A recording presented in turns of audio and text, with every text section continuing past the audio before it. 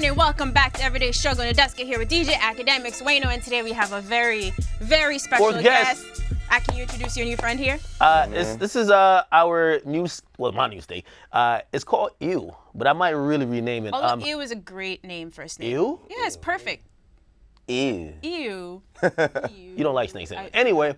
The good people at 300 Records and of course Young Thug sent over a snake yesterday. They had a whole thing asking me if I was where I'm gonna be in New York. I'm like, are they trying to line me up? It was like, and can you receive big packages? And I had no idea what it was, but turns out they hand delivered a snake. Right, so I get home, I get a phone call. There's a snake here for Akademiks. Please help. What are we supposed to do with this? Like, I don't fucking know. But anyway, welcome Ewww to our set. Slime language is coming for real, for real. We gotta get a shot at the snake, B. So I'm gonna go in myself. Get in there, Be gentle with my baby, Get in okay? there, Yo, watch your mouth. Won't do it. Pause. These Harlem dudes, man. I don't know why you keep asking Wayno to touch your snake. It's so Yeah, that's inappropriate. crazy. There we go. That's not a There he is. moment. There he is. By the way, I gotta be honest with you. I got a fear of snakes I'm gonna get over today. Because I'm now a father. Check my bed out. Check my bed out. Yeah, look at, See him? See, he don't like you, Wayno. Yeah, he don't like you. He Yeah. don't like you. Y'all are related. That's why he likes But yo, genius promo from Thugger's team, right? This is awesome. you. Yeah, this Great is dope. promo and a good pet. I don't like dogs. They make too much noise. Wait, so can you check out the booklet? Let's see what we have in here. You show a little track list. Even though he's So we scared know of what the to damn snake. Yeah, he's No, never I'm gonna touch learn, man. Relax. But anyway, they sent a nice little booklet which tells you how to care for the snake because, of course, it's a living creature, of course, right? But also, it tells you this is really part of his rollout plan for slime language, and he also has a featured list. Gunna, Lil Duke, Dolly, Uzi, Tracy T, Jaquise, a bunch of people who are featured on the album. There's a full list. It's probably floating around online. But also, the interesting thing, too, is that the name of the snake, because he sent it to a couple other like media outlets or personalities or influencers, they all have different names. And I think those might be that might be the track listing, but I could be wrong about that. Some people think that the features are the track listing, which wouldn't be odd because on Jeffrey, he named the tracks after people, Floyd Mayweather, Wycliffe, and Rihanna, all that. So we'll see what it is. However, he's been quiet recently with music, but this is to tell you now is a calm before the storm. Yeah, this is a different type of promotion. Like, remember when we got the text message? I thought they sent like a bigger snake. Yeah. We thought it was a python. They have me really Apparently scared. it gets up to be 4 feet long. Like, that's big as hell. So that's why your cage is so big. That's good. Right. Bring him back in 4 months. Let's see what's good. Ak is not gonna have this. He's never touching It's coming over here to daddy already. By the way, it eats crickets, so a couple of these little cricket bastards. Winter is coming. You're also scared of the crickets, though. Yeah, Ak is scared of everything. I don't have to be. I scared Ak this morning. I scared him this morning. He's not gonna tell y'all this. He was alive. Okay, stop it. I'm bonding with my damn snake, okay? I'm bonding with it, all right? Oh, yeah, move this out of the way. Thank you, Craig. My God, y'all producer, so I'm bonding with my snake, and of course, Wayno comes in with his, harsh New York accent. What up, B? I'm like, yo. He jumped, though, like. I'm like, yo, don't be running up on me and my snake. Ran down or caught you and your snake lacking. Academics. Well, you know what I mean? Like, New York niggas, y'all used to having pit bulls as pets. This is great promo. Remember, I did say this, and we can move on after this if y'all want, but I'm anticipating this project because Thug hasn't dropped for a while. He's used to putting out a lot of stuff, and more quantity over quality. He's taking his time with this. Right. Because a lot of songs also leaked, right? We touched on those, but we're waiting for this whole cohesive project. And by the way, he's been known for outlandish rollouts to announce some stuff. Well, even before this, South by Southwest, they were bringing a casket. They were bringing a casket. I don't know if you guys remember that, but they walked a whole casket, there was pallbearers and a hearse and all that, and he was supposedly rumored to be in there. It wasn't, but it had all the ingredients for the album inside. Yeah. That's my guy. Yeah, True creative, man. Right. You want a snake too? No, thanks. I'll take slime language, though. Yeah, Let me just hold that project real quick. You can handle shout out to Thug and his team. Thank you for this. So, while Ak figures out this... I think he's about to eat a cricket right now. Why don't you feed him the cricket? Hold it in your hand. All right, man. All right, let's get into the music. All right, so Lyor Cohen stopped by the Breakfast Club this week, did a pretty interesting interview, talked about a lot of things. Let's just start with the most breaking news, I suppose. So we spoke about Rich the Kid ranting that he wants off 300, that he's trapped on the label. So here's Lyor addressing that. about hearing I that. I don't feel good about hearing that, but it sounds like he's a clown. Maybe it's a late night something. You know, here's the thing. I give money early. I sign a contract early. I don't know what his problem is. He should call me as my number. Look, do you ever see redo if he calls me. Do you ever redo contracts? Like, of course I redo contracts. He gonna have a hard time because we don't play that. Lyor not playing. So throughout this interview, they definitely, of course, asked him about 300, Migos, Fetty, how that all went, and he maintains that, look, he's hyper-focused on artist development, but clearly he's not amused by Rich the Kid. What do you guys think?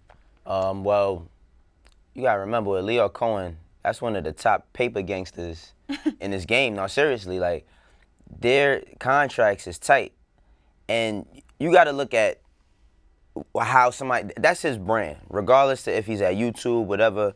Right now, I mean, 300 was like his thing after Def Jam, right? Or It's his baby. It's his yeah, baby. Yeah. Right.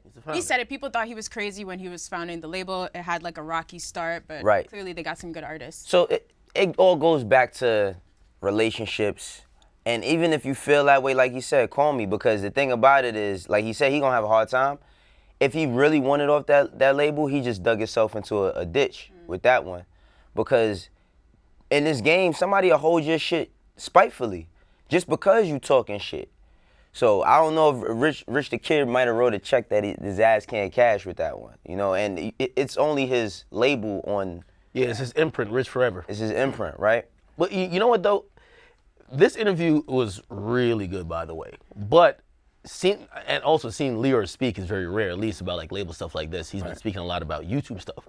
But we're used to artists saying a lot of shit about their label. Their label never responds. Def Jam is trash. Yo, so-and-so is trash. They holding me up. The label never responds. It's usually, you know what I mean? All right, here's the next project. And sometimes it pushes the label to be like, okay, damn, the fans are on us now. Let's see what's up. Right.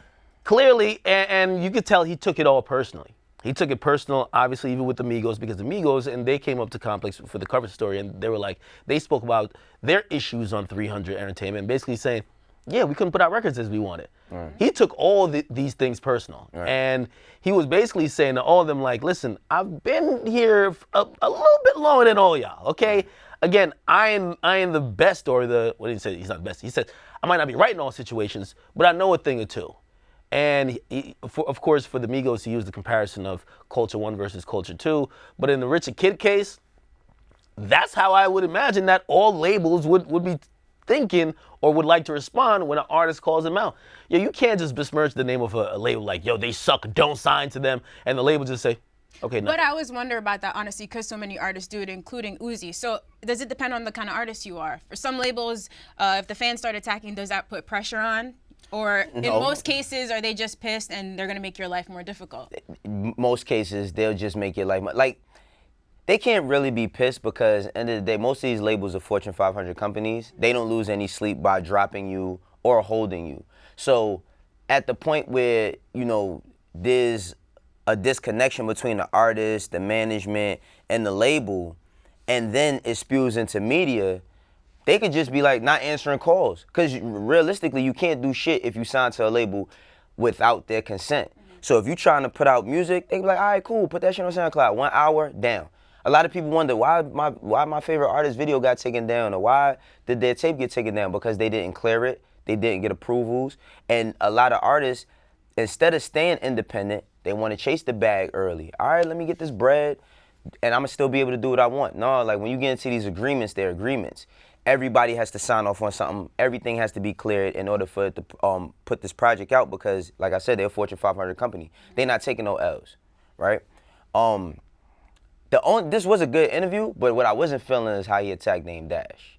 Yeah, and I don't know if we're going to get a chance to talk about it, but just wrapping up that point, Yeah. That's the thing that people don't realize with labels, right? And of course, it's not his personal artist contract, but his imprint. When you're when you're working with the label, most times you give all your rights to them. Yeah, You heard what he said. We give you money, you give us your rights, right? And basically, he was saying that, yo, you can't just cancel a contract when you feel like You can't. either you outperform. So he was basically saying, we're willing to renegotiate, but we're not just letting you walk. So many people do that though. Yeah, but- Sign a contract and then change their mind a month later. You know why I think Richard Kidd did this though? The Migos did the same thing. The Migos came out and said, we're not on 300. And I remember Lyor, I think he did a podcast with Combat Jack, God rest his soul. And he said, wait, they said they're not on my label? Well, they need to reread the contracts because it definitely says different. Now, of course, that's some stuff that gets legally handled. And I think for Richard Kidd, rather than get on Instagram Live or Instagram Story, he should have probably just hit his lawyers to probably get that handled. Well, you because said that was very- that's the only way you could get off the label. Because you know what Lyor and 300 is probably thinking? If you owe us some shit and we gave you money, the fuck are we just gonna let you walk away? Like, So in in his what video, world of remember business? Rich was, Right. he kept saying like, I'll get you all the money back. I don't know what that meant. Like You he can't- thought he was gonna go somewhere else, make money, and then You can't pay just them do what you owed that. them? even with the bank gives you like $10,000 loan.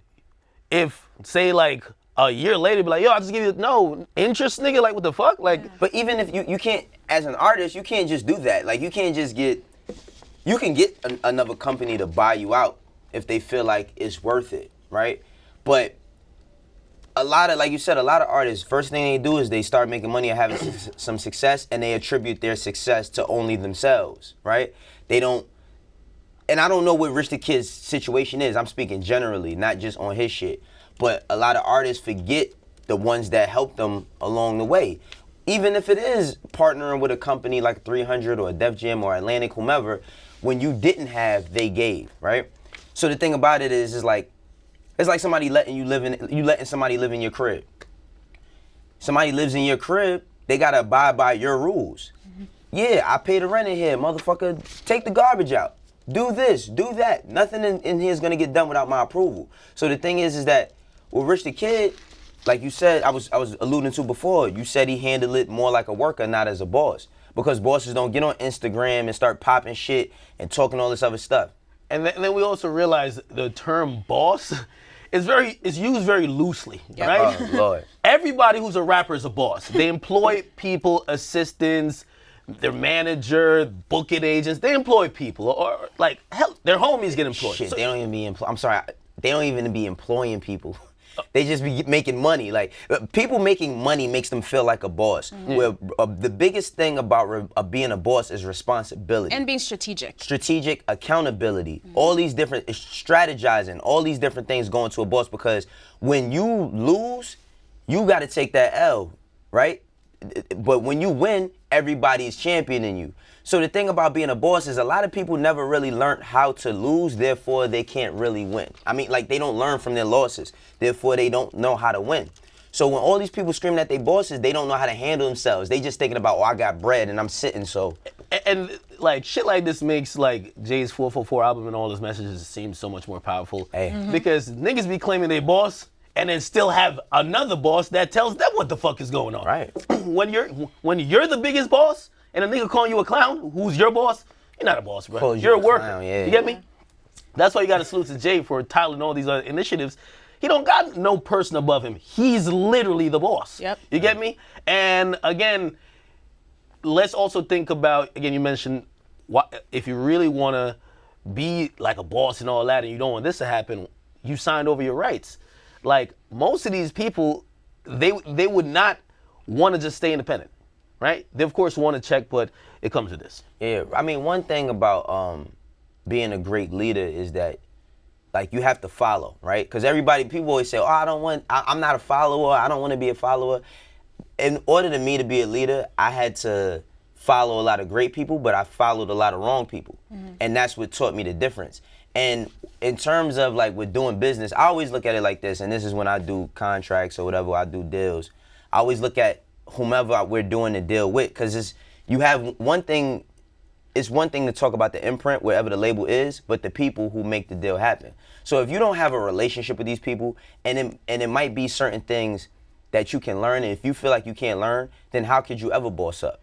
Hey, and while we keep throwing this word around a lot, I think it's also, I know it's not on the topic list, but we should talk a little bit about Dame Dash and how he was discussed. But it was a very stark reminder the way how and salute to Lyor because he's definitely the global head of YouTube and we are on YouTube so we won't no smoking. We love him, trust me.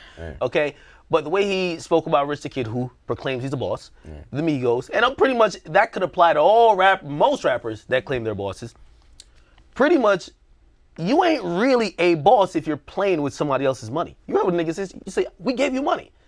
You're really not a boss, right? Back to Dame Dash. Remember when he did that epic interview on The Breakfast Club? That's what he kept saying. Yeah, you're not putting your own money up. You're not putting you're playing with someone else's money. How could you be the boss? Right. Now a lot of stuff he was saying in that interview came to be true in many ways than one. I particularly found it interesting, and interest is a very nice word I'm using, how he was discussed here. And also when Lyor, because remember, I brought that same thing up when we were talking about Take Care recently. All right, let's give them some context. This was a very long interview. So at least in portions I saw, they're asking, and he's like, I don't know who that is, right? Yeah. I don't even know who Dame Dash is. But I think it's not, of course, that's not a respectful thing to say, but it's just like, what is he going to say, right? Get further into conflict. So anyway, that was his stance. I don't even know who you're talking about. So continue. So, well, you want to finish? Yeah. Well, that statement, because the criticism that Dame Dash has been levying on Culture vulture. Yeah, it's culture vulture, right? And mainly the point is that, hey, you're profiting without realizing some of the cost. And there was a question that, and salute to Charlemagne, that he asked Lyor, and it was the same point I was making with like Take Care and labels, right? You know some of the stuff that the artists you're signing are promoting through their music. Let's just actually play it. Okay, I have the clip for you. Yes, because I thought, look, great interview. So he talks about the opioid crisis, right? And he's essentially, well, let's roll the clip and we'll talk about it. So here's Lyor giving his perspective on the opioid crisis, how bad it is, and Charlemagne asking him, so isn't this a little bit hypocritical? And pay attention to his answer. I think the opioid problem, the syrup problem, is the biggest problem that I've ever seen and I've ever faced. But at least the rappers were bringing a spotlight to you becoming a fiend. Right. But I think it helped change the course of the crack epidemic. I don't know what's this opioid thing, man. She asked me talent or issues, and I said talent. But I have to, I can't give up on people. But I'm saying that's hypocritical, though? You're saying the it's opioid problem's a problem. opportunistic. Yeah, I got people to feed. So this is America in a nutshell, right? So we're admitting the problem is huge, but at the same time, he's like, I'm not going to stop signing talented artists, even if they're glorifying things that destroy our culture. What do you guys think? If I phrase that correctly. For a guy who is very careful with his words, Lyor, he fucked up that answer, man. Yeah, you can't say that, yo, some of these artists, barely few make it through that point. I get it, we're funding it. And he did make it was a very good analysis to say artists before, when they were talking about drugs and stuff like that, they brought a spotlight to it, even though sometimes they glorified it. Now, basically, they're making it become cool to be fiends. Right. Like, these new artists are making it cool to become fiends. And he sounds distraught about it when he's talking about it. Like, I can't even, like, he can't wrap his head around the scope of how big the problem is. And then he basically just dismissed the idea of not signing them to not continue to promote this into the community, to say, I got a family to feed. Yo, that was a bad answer. That whole opioid shit, like, that shit's not, and I hate to compare tragedies, but you can't tell me that the opioid shit is having a bigger effect than crack when it comes to hip hop. Reason why is because crack is something that hit urban communities. Opioid is just America in general. Opioid is America in general, so it's like, it's cool when, all right, artists are rapping about selling crack, right? They're rapping about selling crack, and you may see some of the effects of it, but no crackheads were becoming star artists, right? Like, they weren't becoming star artists. Later down the line, we heard that certain artists were using crack. But in terms of what crack did, you talk about all the laws that would pass to put people in jail for selling small amounts of crack, where you could get caught with all of this cocaine, because it was a geographical issue as to where that shit was being put. That shit is in the hood, so nobody cares. Now, opioids is hitting suburbia, and kids are going to rehab, and kids are dying. Now it's this big ass issue, but I still got people to feed, so I'ma still sign artists who talk about this shit. Now, talking about drugs is not good at all, right? certain artists, like, yeah, they brag about, one thing about rap, a lot of rap is lies. Even the ones that tell the truth, they exaggerate shit. Like when you hear a rapper say something about 30 bricks, he might have only sold one, right? In terms of this opioid shit, I think that is just another cool thing to do in rap. Like how we talked about having bars was the thing to do, right? So now with the opioid issue, because artists like emphasize on that and that makes them big, you got people, you got a family to feed. Yeah, and it's so he talks so much about artist development. I wonder, is there not a middle ground? It's like you can't force a rapper to change their music completely, but in terms of promoting it on social, drug use in that way, is that not something that they could press harder on? Again, I just like that the question was asked. Yeah. You know why? Because accountability is a big thing. Right. Shit. You said it's on the label. Shit. People try to hold me accountable for a lot of stuff, right? And some rightfully and some I think might be off base, but there's accountability. There people are making sure, hey, yo, what's up with this? You might be to blame for this. I feel just unanimously, no one ever blames the label, and they profit the most. And they're spending the most amount of money pushing it on the consumer. Right. So, like, again, I'm one person, Complex is one outlet, and shit, the people who are really benefiting from these artists either putting out a message that might be hurting the community or hurting themselves are the labels. Because rap is supposed to be expression, or true hip hop is expression. It's not just breakdancing, it's not just like 100 bars, it's expression. Now I can understand a person expressing themselves, but when you're talking about, we talking about the branding of it and the branding of an artist. So I understand that, like, you want it, and what I did respect that he says that I don't like to give up on people, right? So cool. A lot of these artists, shit, you think maybe if I give you an opportunity, it might change them. You know what I mean? Maybe it might take you off the drugs, but then you see them like doing more drugs. I always say, like, Pfizer Pharmaceuticals is not giving out endorsement deals for Percocets or any other downers or uppers or any of that shit. So I can never understand why people emphasize so much on that. But there's no background checks in this shit. I liked what he said, but I wish he had followed up by saying, I don't give up on people. If we sign an artist and we think they got a drug, and that does go back into artist development, Right. We're gonna try to get them help. We never heard none of that, because what happens is that money doesn't fix any problem. It only enables it and makes it stronger. Yeah. If I was some type of fiend before I got rich, now I got all the money I could get on limited supply. You think I'm about to slow down? Right. I'm about to turn it up. And you only see the help when they become a superstar, right? And then it starts fucking with the bread, and they're like, nah, we got to get them in the rehab. Yeah. You know what I'm saying? That's the only time you do see it is after they become something. But a lot of these artists who sign these deals, the reason why they're so upset is because they sign based off the number that's presented to them. So it's like, okay, I ain't got shit. $100,000 or $150,000 sounds like all the money in the world. You sign that, you figure out that with that $150,000 or whatever they put into you, you probably made them $1 million, right? So you took 30% of what you might have been worth. But it's hard to do the due diligence of being an independent artist.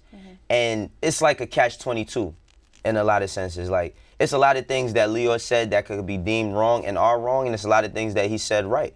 Because end of the day, this shit is employment. Like, that's when you all shave it away, like, it's all about employment. And you're employing people to have some, you're thinking that they should have some sense, but a lot of these motherfuckers have no sense at all. Right.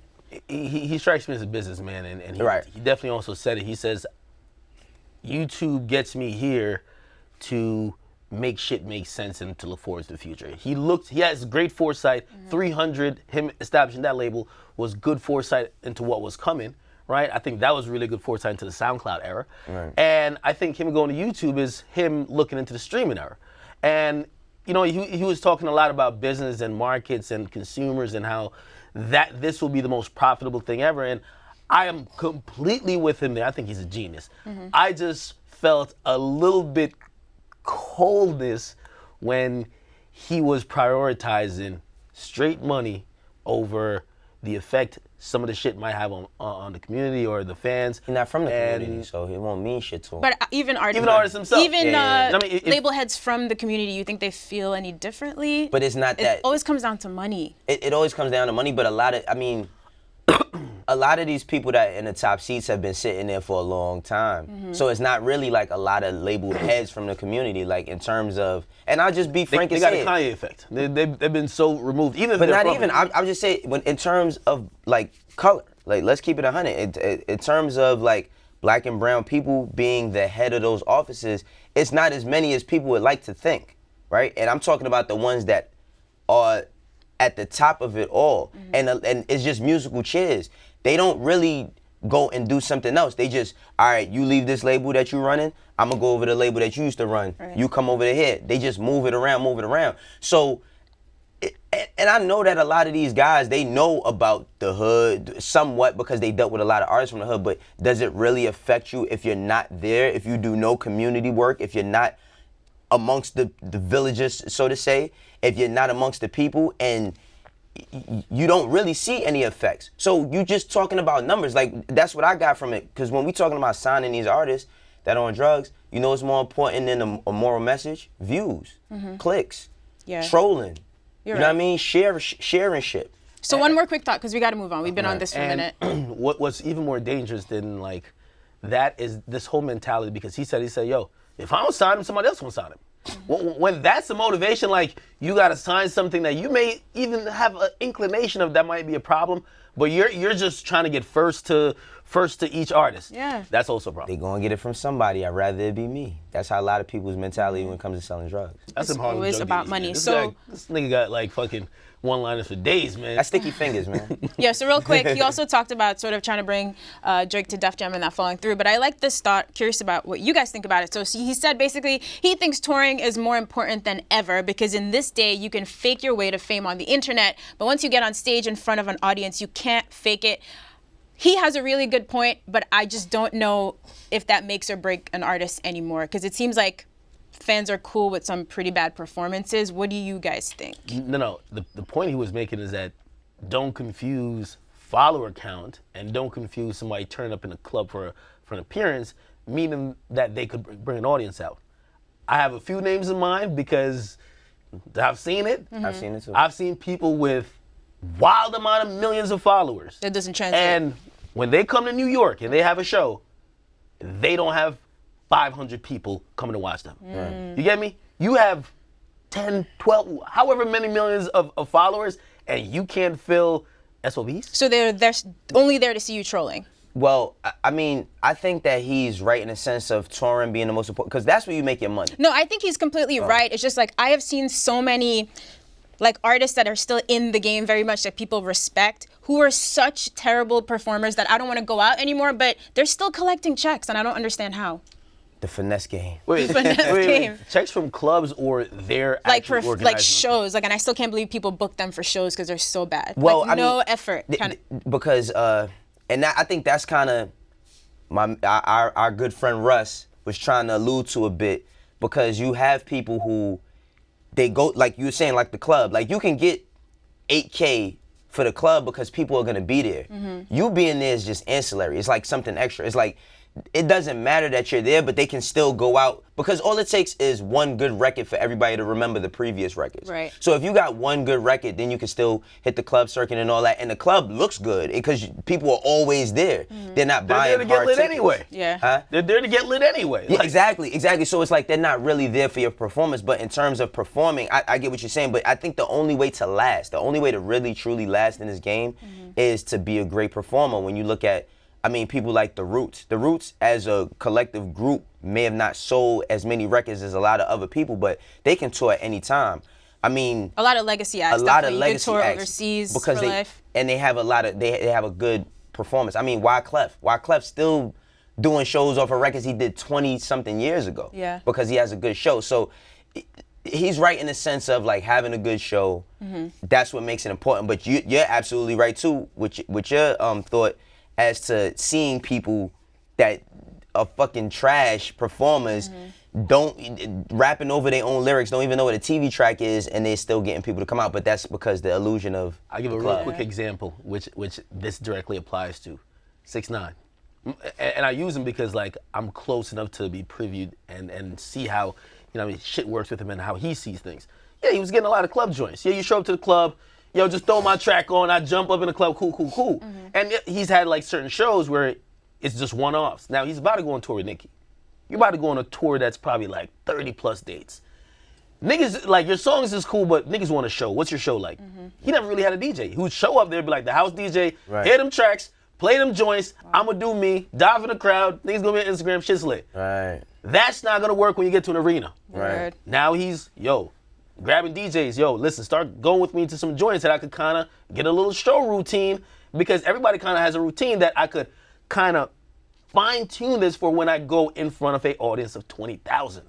Right? Because that audience of 20,000, I'm hoping, even though he's an opener, right, for Nicki, I'm hoping that maybe 5,000 of them really fuck with me, and that maybe when I do my own tour, I could pull out 1,000 each time. That's huge. So I do believe he's right with that in terms of a show. Being in the club, again, dope for walkthrough, hosting, little performances, but it does not establish you. Any sort of long-term success. You could do that as long as your record's hot. Word. All right, look, if you're at all interested in the business of music as an artist on the label side, streaming, check out this interview, very informative from a veteran. Now let's move on. So we have some new music from Lil Pump that he previewed on Instagram. This is an unreleased song with XXXTentacion. Let's listen.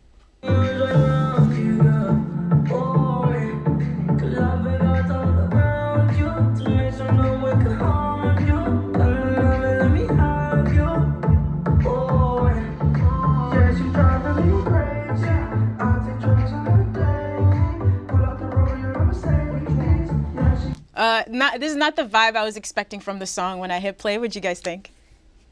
Wait, why y'all like? Well, I was just laughing at Pump's dancing. Yeah, it was funny. I love the sample that's used, that melody. Let me hold you. That's obviously a Caribbean type song. X, and God rest his soul, he was known to like really fuck with like island type music a lot. So I expected that. I don't know how Pump's gonna sound on this. Pump has a particular sound. Very simplistic beat. Just kind of, like, you know what I mean? I don't know how he'll sound completely over this record. I'm glad we're getting new X music, but I'm interested to see if Pump's gonna fuck it up, honestly. I'm sorry. What a hot take. Right, but I mean, X, wasn't he Jamaican? His mom is Jamaican. He was born here, but like his mom is Jamaican. Yeah, so his family, and his father lives in Jamaica. Right, so his family. Oh, he's like really Jamaican. Exactly, so his family is Jamaican, but listen, man, this is more of X thing than mine. You know what I'm saying? It was funny to see. You like the little salsa move though in slow motion? But see, because back to the topic we just was talking about before. Now these guys, they sell it off of popularity. So something like that, you'll have a bunch of kids just doing that dance with them. You know what I mean? Like you'll have them doing that dance at the show. They sell viral moments more than they sell the music. You know, but I'm curious to see how this song is gonna sound in the end. I don't really care for it, but I want to see if he fucks it up, like you said. And by the way, like with all these inflated follower counts of all these artists, I think Pump got like 12 or 13 million followers now. This shit is crazy. They're realizing that they should tap into these other markets and other sounds that, you know what I mean? Again, Cardi B has a song, I Like It, which is like still top 5. And it's a song where half the joint is in Spanish. But it opens up to a global like marketplace that really fucks with the music. So now what happens is that like this song, I think it's gonna go even further just because it appeals to just outside of that US demographic. It's the same reason why I think Tory Lanez is like doing Spanish a Spanish album. I think people are embracing these sounds. Look at French Montana. Look how the song with him and Steph London, Hurting Me, and also the song that he did, what's the very popular one? Well, Unforgettable. Oh yeah, Unforgettable has like has an Afrobeat type of bop to it. You get me? Those songs do really well internationally. I think this song will probably do pretty good too. As long as Pump don't fuck it up, man.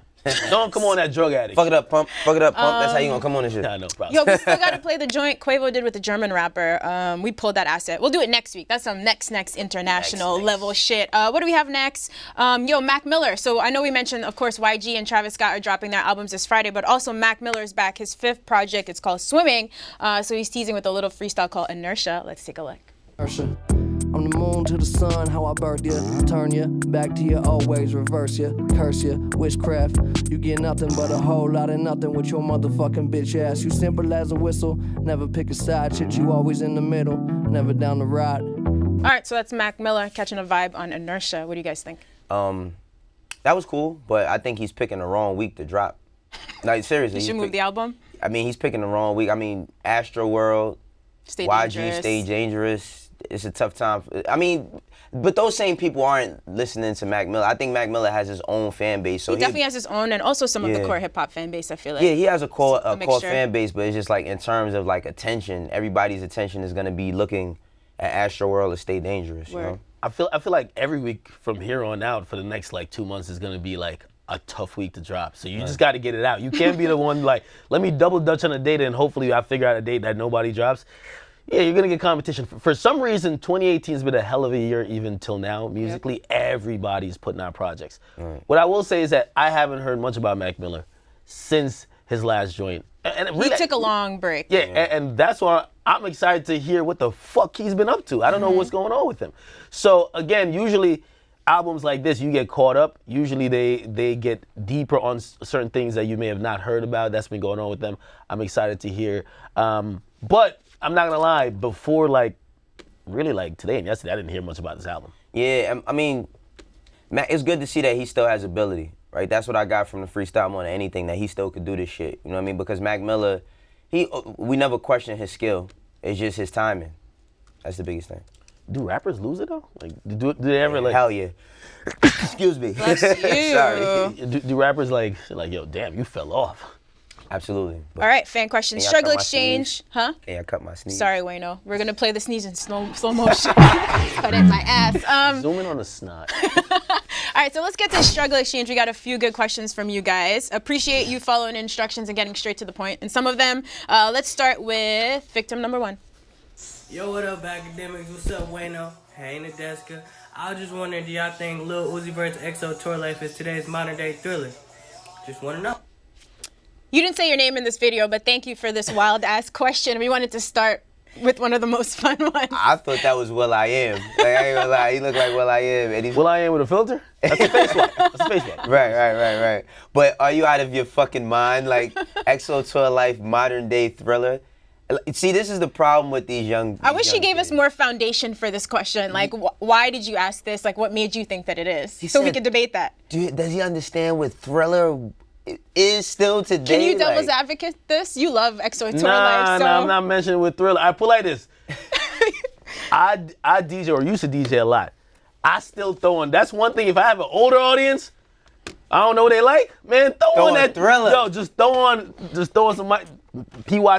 Just throw it on, right? Right. But for him to compare that song, I think it's a little bit premature. Also, you know what I mean? It was a big song. It was a big song for Uzi, but come on, I don't think Thriller. it's gonna live in a culture or really impacted the culture. Dog, like- exactly. like- People are still redoing the dance scenes from Thriller 30 years later. Like, you know what I'm saying? Like, Yeah, you tripping, bro. Yeah, you So bugging. what if Uzi had a more I seen cinematic them do it at video a for prison. They did a EXO tour prison life? like overseas, like it was like Coordinated about, Thriller? Yeah, a couple thousand.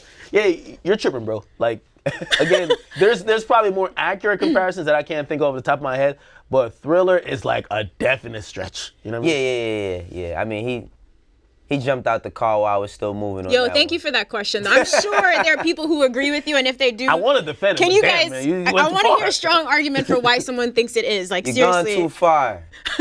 You're gone too Send a far. follow up to that. Yeah, seriously. I want to know more. Let's check out our second question. So basically my question for you guys is, hottest producers in the game right now.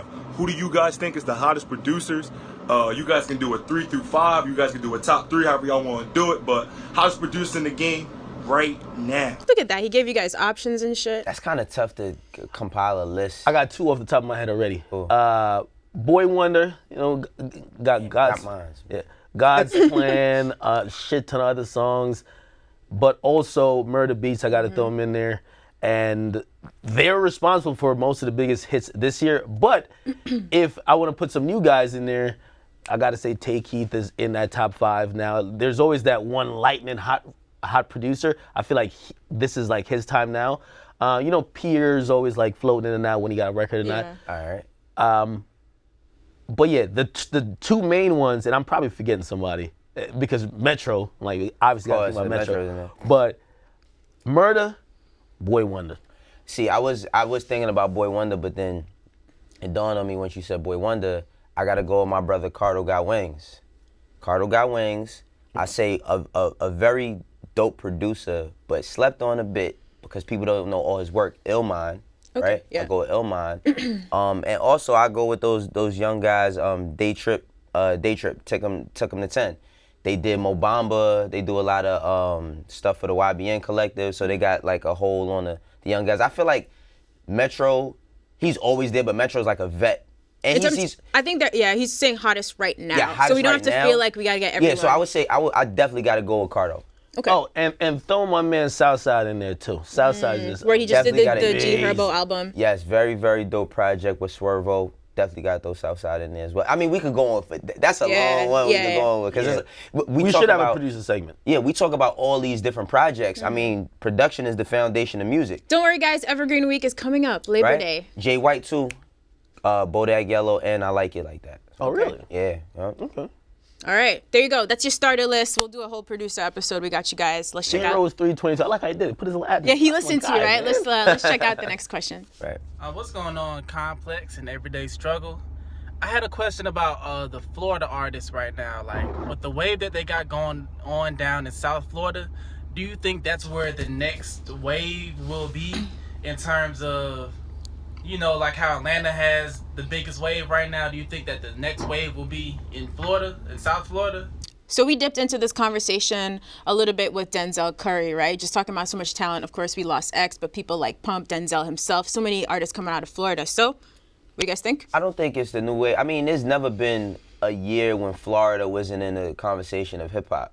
And I'm talking back like all the way back to Trick Daddy. But do you feel like it's more present than ever in terms of sort of like the youth, right? We have a lot of like the Rosses, you know what I mean? But there's a lot of like young kids coming up. I think it's changing. I definitely think it's changing with the youth because now we seeing a different side of Florida. Like we were saying to Denzel, like I'm used to all the Florida artists just talking about bricks and guns and, you know, the ports of Miami, like Ross, all of that stuff.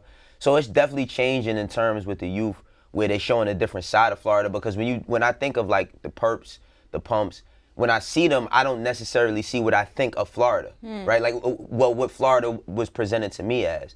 I think of more guys like Kodak as far as terms of look. The Plies. Yeah, Plies, yeah, more guys like that. So I think, I don't know if it's just the next wave, but, and if they'll have a strong enough wave like Atlanta, but you can't discount what they're doing. Right. I don't think they'll topple Atlanta because Atlanta, there's an Atlanta sound.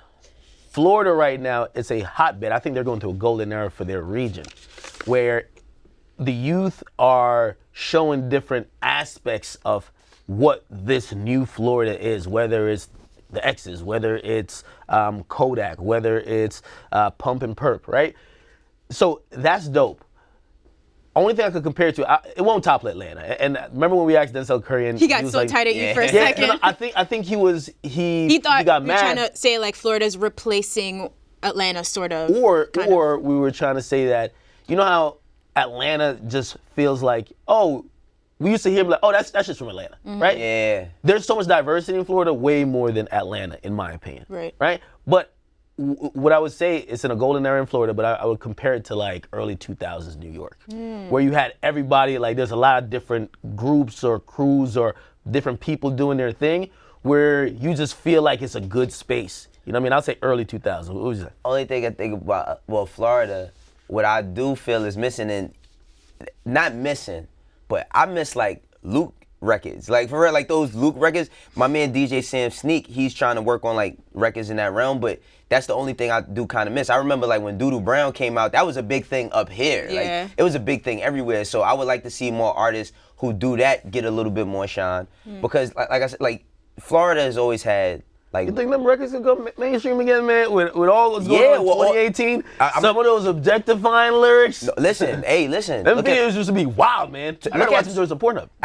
Well, that's a fact. But remember, I mean, look at in terms of twerking and all of that. Luke, I mean, everybody has their opinion on, you know, in terms of like if these records are degrading and this, that, and the third. But if Luke didn't lay the groundwork that he did, girls wouldn't be able to twerk on social media and all of that shit. It's not, you know, it's gonna be people who don't like that type of thing or don't agree, but that's a part of hip hop culture. Like what Luke did, if we never got Luke, then French would never have popped that. So think about with the next guy who could be trying Ike wouldn't be making strip club music. Huh? A lot of people, for real, that's their culture. I mean, Atlanta has always been big with strip clubs, but so is Florida too. You know, so I think Florida, they having a good run. Yeah. I think those records will come back just as not explicit as it was back then. Yeah. I think it'll be different. But I think that is a space that exists right now for Florida. You a DJ, man. You throwing Doodle Brown right now, you know. I know it gets it lit, but imagine promoting those records. Right. You ever watch BET Uncut, bro? Hell yeah. If BET Uncut was on now, oh my God. First of all, every executive at BET would get fired. Nah, man, but listen, without BET World, I mean, I'm about to say World Cut, BET Uncut, there would be no like World Star. Like the content that's on World Star was all the shit was on BET Uncut. You're 100% right, but that's what I'm saying. Like, I think with the climate now, that is really underground. For that to become mainstream, it would have to be way more tasteful. It might even lose some of the feel, but it's not a climate. It's not a climate where you could just come out with a Uncle Luke records. Hey, Des, I'm here for. I want another tip drill, man. Remember that video? Tip drill was a groundbreaking video. I'm not gonna lie. When I first saw Tip Drill, it felt like it was, oh, this is cool. This is kind of lit. But then I rewatched it recently, given the context of the time we're in. I was saying, yo, Tip Drill changed the game. It was like it wasn't too much. It was like I watched the behind the scenes shit. What they were saying to the women to like get lit, like, yo, do this. It was like, yo, imagine. Y'all say this in 2018. Like, you're done. Changed the game, though, just as far as visuals. You know what I mean? All right, guys, thank you so much for your struggle exchange questions. We got a couple more good ones that we can't get to, but we're going to save them for next week. And, of course, keep sending. The earlier you send, the better, honestly, because I could pull them. So DM us at EverydayStrug or tweet us, but make sure you use the hashtag Struggle Exchange. Let's get into some quick hits. All right, so first up, we have Cardi B teasing that she might add a verse to Taste. So, of course, this is Tyga's big record with Offset. A few months ago, Ak was saying, like, look, it's been tough for Tyga, but he needed one hit, and he caught that hit. Imagine Cardi hopping on this right now. How big of a look is this for Tyga? How big of a comeback? Number one, that's a top 10 record. I'm happy for Tyga because I even DM'd him when he came on here with a little crying about Kylie album, and I said, bro, this is not it. You need a club banger. This is a club banger, but this is the great thing about having either Offset or Cardi in the song. Like, they're naturally inclined to help each other out and be, oh, let me give a remix to my husband's or my wife's like feature. You know what I mean? Dope. Yeah, dope record. It's good to see Tyga like back to what he knows, because I mean after Rack City was like one of his biggest records, right? So it's good to see him back in the top 10 with this. If he keeps pushing on this, he has one of the considerable singles for like record of the year, right? Just to compete. It may not win, it's but top 10 without her, so great. Right. So Cardi getting on it. That could be a #1 record. Yeah, you know she gonna talk super crazy on that. Of course. And also exciting news. So Top Dog says Schoolboy Q's next album is 90 to 95% done. We know that like TD moves like a well-oiled machine. Right. I'm looking forward to this project. What do you guys think? I think that the album is done. They just clearing samples. Okay, that's the 5% buffer time. Right, exactly. Got you. It's smart. I mean, I'm happy for a new Schoolboy album, though. I'm not reading much into this tweet until I see a release date. Like, I don't know why fans always harass him. Like, yo, when is this? How much? And he gives like these arbitrary percentage. It's 65% complete. Wait for the announcement, or at least when you see some rollout things start happening. Right. It's good to know, though. Salute to TDE. All right, maybe someone else should have issued the 95% complete. So Nicki has officially confirmed that she's pushing Queen. Now it seems like it's going to be August 17th because she needs to clear a Tracy Chapman sample. So she was even asking fans, like, you guys think I should, like, push it to get the song cleared or just drop it without? What do you guys think? I'm going to fall back because I'm tired of the barbs. Oh, you've been attacked? I've been attacked by the barbs a few times. Oh, wait. I'm going to leave this one alone, man, you know. Nah, play. Well, what I could say is that the Queen album, she's pushing back to the week after. It's going to be competing with Ariana Grande, which, again, it's not a clear week for sales, even for Nicki. So we'll see how that happens. Shit, it might get pushed back again. I just believe the sample clearance issue or excuse is just to buy more time for the full rollout plan to happen. She did promise that she's going to have tea that she's going to spill on this record. That's what she said. We will hear, but Nicki, just push through, sister. Okay. Drop the album, Nick. Drop the album, Nick. Want to hear it? So J. Cole, we know he's going on tour with Young Thug, so he's added Earth Gang and Jaden Smith. What a lineup. I think this is pretty unexpected from J. Cole. Like, do you guys think this is a good tour lineup? I'm there. We know you love you some Jaden, right? Jaden is one of my favorite artists. I'm there. And Thug is your favorite. That's your true. favorite I love artist, Thug and Are Cole, we there? so- Are you attending with us? Academics? No, I will. I'll pull up and. I never with my believe shit. you when you get high pitched. Nah, I will. I will. Like, what's going on? Again, if I was gonna pick the people that were gonna go on tour with Cole, with the exception of Thug, I would have probably picked the same people. Yeah, I mean, shouts to Earth Gang. You know what I mean? That's They're going to be a dope, hell of a yeah. look for them It's as gonna well. be sick. You know, they I got don't they even put out a know, dope EP. honestly, and I'm gonna put myself up on game, but I don't know who Earth Gang I'll is. put you on, they're but good. it sounds like J. Cole would put on. It's You good ain't hear they music. signed to Dreamville. Yeah. Two dudes, they dropped the EP. Was that Don't try to earlier? educate you. All I right, got you, cool. Ak. We'll do this after I'll do we the wrap. homework. Do the homework. With my pet snake. That you're scared to touch. Right. Last one, parents hiring Fortnite coaches for their kids. Absolutely. Huh? Absolutely. I'm gonna tell you why. Because, like, playing video games. I wish I would have been on this shit. Or I wish my mom would have had some foresight with video games. Because I thought you were going to be on the other side of this argument, Wayno. You're going to get your son a coach? Is that No, what I'm you're telling not. me? I'm not. What I will say What the though, hell? what I will say though is, I used to get a lot of flack as a kid because I knew every control for at least 7 different games, but I couldn't get my homework straight, right?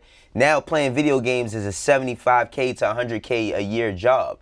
So Okay, to make money. And they got this kids that's like 18 years old that win $15 million a So, year. all right, playing I get the games money. and So I was reading the article like, all right, cool, this must be a money issue. But like, I read a quote from a mom who's just like, you know, and they give Timmy such a hard time in school when he loses the game. So we just want him to win. So Oh, he can that's be- why. What? Oh yeah, I know didn't it know is a that. new like peer pressure and stuff like that, but I look at it in the sense of there's a new industry starting. You know, Right. like even going back to the first thing we talked about with Lyor, he's like now people have different career choices and career paths they could pick without it being like, oh, this is just like playing the lottery. Yeah, you could decide really to be a musician and you could do that. Or if you want to be a video game player and that's your true passion and put work into it, yeah, why not? For parents to open up to that, because my parents just hide the shit from My me parents too. are, my That's mom's very too progressive. West Indian. She would have Oh, slapped the shit listen. out of me talking about I need a coach to play video games. But see, but this is the thing. Like, I've seen so many instances. Like, you know, the E3 Gaming Summit and all that shit. That shit is big. They got a thing that they do in the Barclays where this shit sells out the Barclays, all for people to watch kids come play video Oh, games. yeah, in Europe, it's huge. Like Yeah. they sell out stadiums just Yeah. to watch people like play You know, competitive. you see the Street Fighter tournaments. Like, they show gaming is a sport now. I mean, you got the 2K leagues. All of these kids that have like real careers from shit that your parents is telling you put that shit down and They get make into a the salary books. there. Yeah. They making salaries. I mean, the whole thing about it is like this is just gonna be the evolution of like employment. yeah, that's cool. However, I do want to caution people who just think like because you get a coach, you're gonna make it. Yeah, It's still a long shot. It's still like making it to the NBA, but you know what I mean. At least you could try to strategically get there. I think my man, who was the top Fortnite player, Ninja, he fucked up the whole game because he came out on national TV and said he made $500,000 a month on Twitch. And now everybody wants to just make $5K a month on Twitch. They're like, oh, if he makes $500,000, give me $5K, I'm straight. Don't be careful when you're making these decisions. Yeah. Right. See, I mean, and this is what I have to say in closing. A lot of y'all kids that are sitting in the trap, that's just doing nothing but playing video games, you're sitting on a more lucrative career playing games than you are doing what you're doing in the streets. So. Yo, get your coaching license. Get I don't your know if you need coaching a up. license for this. But yeah, look, get your money. I can coach y'all. Since you set up the Xbox here, can I get the homie discount on a coaching session? Yeah, or you want me what? to coach you? Yeah, I'm nice, yo. All right, let's go. Nice. I used to be trash. All right, y'all. Thanks for tuning in. It's Thursday, so that means you guys have an amazing weekend, and we'll see you here next Monday on Everyday Oh yeah, and thank you, podcast. Check out the podcast tomorrow wherever you listen to podcasts. A whole weekend without my people. I miss y'all already. Ah, See you man, guys my Monday. guy. Ack will be wearing black on Monday as well.